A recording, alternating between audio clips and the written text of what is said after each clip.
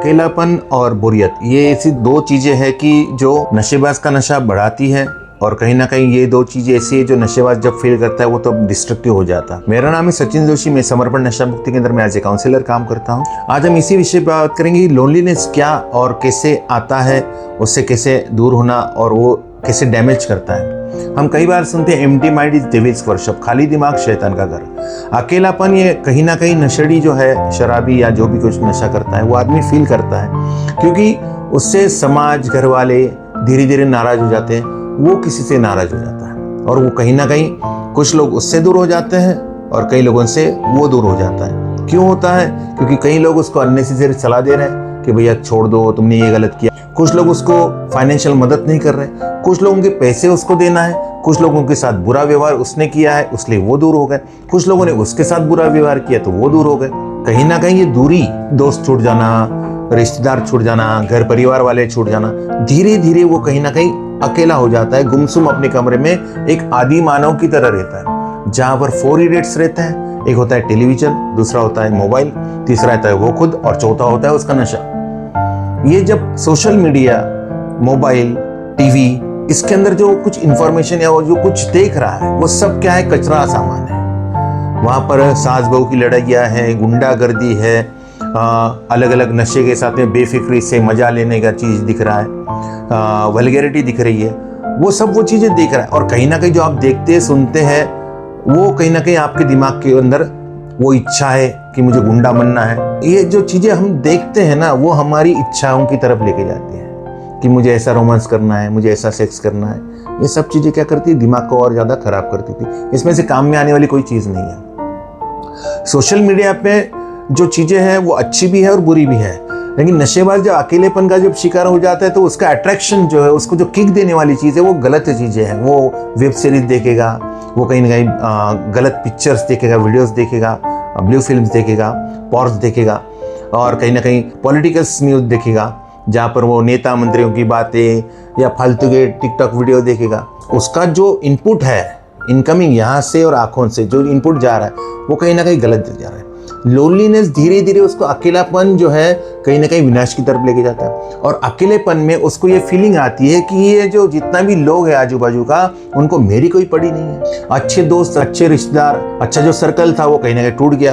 अब वो उस सर्कल से तो अलग हो गया, अब वो कहीं ना कहीं अपना जो स्तर है उसके नीचे वाले सर्कल में चले जाता है। मतलब जब ठेके पे जाएगा तो वहाँ पर उसके लेवल के लोग नहीं, उसकी फैमिली बैकग्राउंड जो है, उसका स्टेटस जो है, उसकी पढ़ाई लिखाई जो है, वो उन लोगों के साथ में, उसका जो मेंटल या जो भी लेवल है वो कम है, उन लोगों के साथ में वो कंफर्ट फील करता है और उसको वहाँ पर अच्छा महसूस होता है। लेकिन वो जो इनपुट आ रहा है वहाँ से, जो 4 नशेड़ियों के बीच में बैठकर, वो सकारात्मक नहीं, वो निगेटिव है, और ये कहीं ना कहीं उसके लिए बोरियत का भी कारण बनती है। बोरियत हटाने के लिए वो बार बार टीवी का या मोबाइल का या नशे का सहारा लेता है। और दूसरी तरफ अकेलापन और बोरियत ये एक सिग्नल है कि आपके पास ढंग का करने के लिए कुछ नहीं है, आपका जीवन कहीं ना कहीं नीरस होते जा रहा है, और नशा करके अच्छा रंगीन लगने लगता है, अच्छा यूफोरिया भी आता है। वो आर्टिफिशियल है, वो एक्सटर्नल मोरल अल्टरिंग सब्सटेंस की वजह से आपको ठीक लग रहा है। ना अकेलापन दूर हो रहा है, ना बोरियत दूर हो रही है, दोनों ही डे बाय डे क्या हो रही है? बढ़ रही है। और कई बार इस अकेलेपन में, इस डिप्रेशन में या ये बोरियत में आदमी कई बार नशेबाज नशा करने के बाद सोचता है, हे भगवान, ये मेरे साथ क्यों हो रहा है? मैंने किसी का क्या बिगाड़ा है? मेरे ऊपर अन्याय क्यों कर रहा है? क्या ईश्वर हमारे ऊपर अन्याय कर रहा है कि हम खुद के ऊपर अन्याय कर रहे हैं? इस चीज को समझना। नशा एक ऐसी दलदल है, उसमें आदमी ब्लेमिंग, जस्टिफिकेशन, एक्सक्यूजेस की तरफ जाता है। जो इनपुट उसको मिल रहा है नशे के दौरान, अकेले में भी, शक की बीमारी, मुझे किसी के ऊपर शक है, लोगों को मेरे ऊपर शक है, तो कहीं ना कहीं दिमाग ओवर थिंकिंग में जा रहा है, टू मच थिंकिंग में जा रहा है। कहीं ना कहीं उसके जो पावर से वो धीरे धीरे छीन लिए गए। अब वो छीन लिए गए या उसके पास से चले गए। जिसकी कदर नहीं करेंगे वो चीजें तो जाएगी। रिश्ते उनकी कदर नहीं की, रिश्ते चले गए। भरोसे की कदर नहीं की, भरोसे चले गए। पैसे की कदर नहीं, पैसे चले गए। हेल्थ चली गई, वेल्थ चली गई, प्रॉस्पेरिटी, सब कुछ चला गया। भविष्य भी अंधकार में चला गया। ऐसी स्थिति में नशेबाज का जो नशा है वो बद से बदतर हालत में चले जाता है, और अकेलेपन में कई बार वो सुसाइडल टेंडेंसी, सुसाइडल थॉट्स भी आते हैं।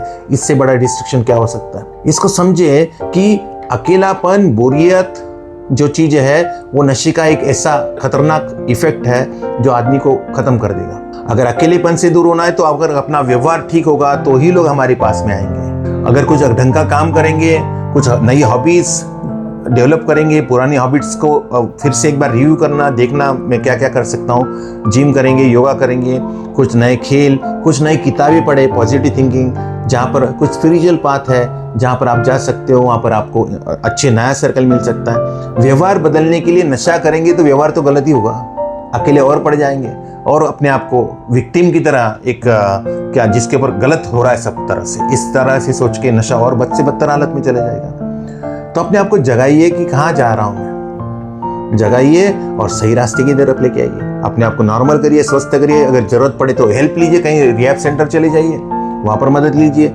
और फिर से एक अवसर बनता है नए जीवन की तरफ, नई दिशा की तरफ चलने का, एक नए उत्साह के साथ, नई उमंग के साथ, एक नए सपनों के साथ में फिर से जीवन दोबारा शुरू हो सकता है। अकेले घुट घुट के मरने से अच्छा एक कोशिश और हो जाए। नमस्कार, अगर इस वीडियो में कोई सजेशन हो तो जरूर दें। मेरा नाम सचिन जोशी है, मैं समर्पण नशा मुक्ति केंद्र में काउंसलर हूँ। और अगर अगला वीडियो कोई और टॉपिक आपके पास में हो जिसके ऊपर आपको सुनना है तो जरूर सजेस्ट करें। नमस्कार, जय माई की, जय गुरुदेव।